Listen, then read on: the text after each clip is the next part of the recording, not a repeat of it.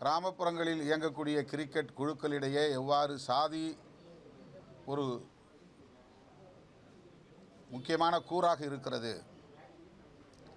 அந்த குழுவை உருவாக்குவதில், அந்த குழுவில் இடம்பெறக்கூடிய கிரிக்கெட் விளையாட்டு வீரர்களை தேர்வு செய்வதில் எந்த அளவுக்கு சாதி முக்கியமான ஒரு பங்கை வகிக்கிறது என்பதை வெளிச்சத்திற்கு கொண்டு வந்திருக்கிறார். இதுவெல்லாம் வெளிச்சத்திற்கு வராத கசப்பான உண்மைகள். இது கிராமப்புறங்களிலே நடைபெறுகிற கிரிக்கெட் குழுக்களிடையே மட்டுமல்ல, அகில இந்திய அளவிலும் கூட கிரிக்கெட் விளையாட்டு வீரர்களை தேர்வு செய்வதில் இந்த சாதி அரசியல் இருக்கிறது, அடையாள அரசியல் இருக்கிறது.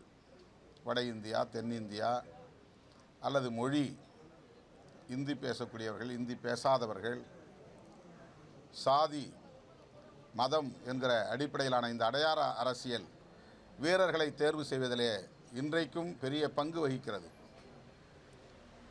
தேசிய அளவிலான இதுபோன்ற கிரிக்கெட்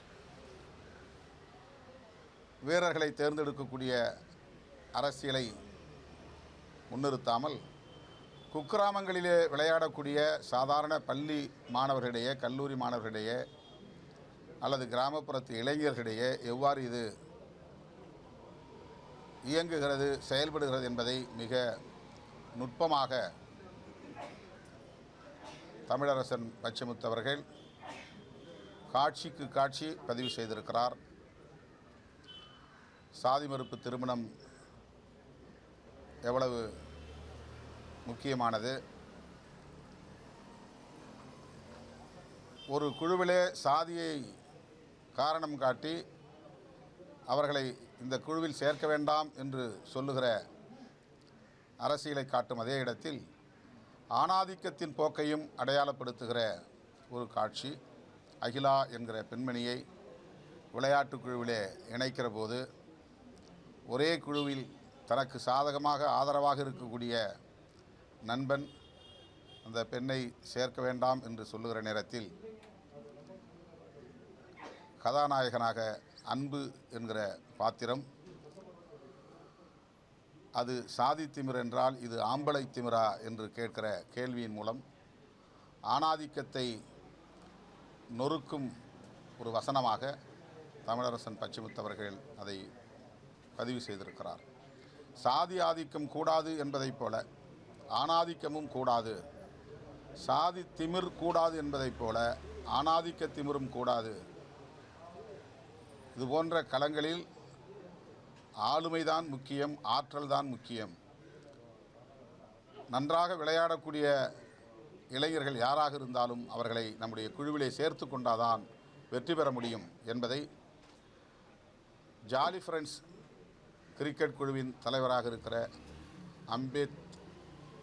வெங்கடேஷ் என்கிற பாத்திரத்திற்கு அன்பு என்கிற பாத்திரம், அடேங்கப்பா குழுவின் தலைவராக இருக்கிற அன்பு, கெத்து போன்றவர்கள் உணர்த்துகிறார்கள்.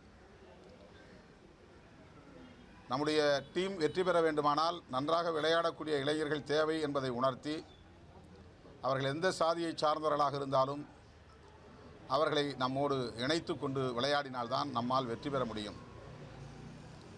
இதை ஜாலி ஃப்ரெண்ட்ஸ் டீமுக்கு உணர்த்துகிற வகையில் அடேங்கப்பா டீம், அந்த குழுவை சார்ந்தவர்கள், அந்த குழுவிலே இடம்பெற்று இருப்பவர்கள் கட்டாயம் வெற்றி பெற வேண்டும், நாம் விட்டு கொடுத்து விளையாட வேண்டும் என்கிற அளவுக்கு பக்குவமும் முதிர்ச்சியும் இவரிடத்திலே இருக்கிறது என்பதை அடேங்கப்பா குழுவின் மூலம் நம்முடைய இயக்குனர் உணர்த்துகிறார்.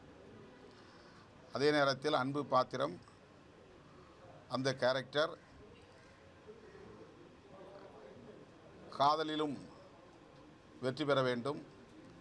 அந்த காதல் கிராமப்புறத்தில் எவ்வாறு பார்க்கப்படுகிறது, எவ்வாறு அது நெருக்கடிகளை சந்திக்கிறது என்பதை மிக யதார்த்தமாக தமிழரசன் பச்சைமுத்து அவர்கள் பதிவு செய்திருக்கிறார். இடதுசாரி சிந்தனையோடு, சமூக நீதி சிந்தனையோடு, சமத்துவ சிந்தனையோடு